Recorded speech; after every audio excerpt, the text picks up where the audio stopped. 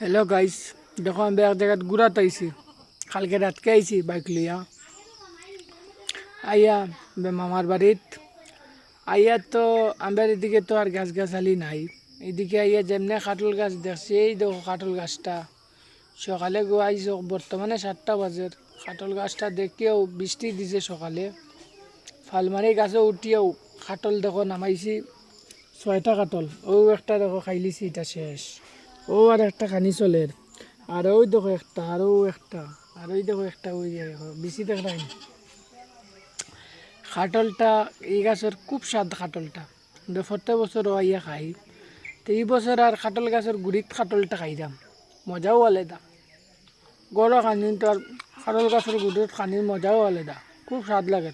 মধু মধু, খাটলটা মধু, খুব স্বাদ। 2টা কাটল খাই আসছে, ওই দেখো একটা, আর এই দেখো একটা। আর তারা এইদিকে দেখো গাছে গুছে উঠে না কেউ, গতিকেই দেখো একটা কাটল বান্দরে খাইয়া ফেলাইছে। সেও নাই এইদিকে গাছ গুছে উঠবার, আর ওই দেখো আর একটা বান্দরে খাইয়া ফেলাইছে। ভর্তি কাটল গাছ, এই দেখো কাটল গাছ। আর এইটা কাটল ফসের, ওই দেখো গাছ, এটাও ফসের।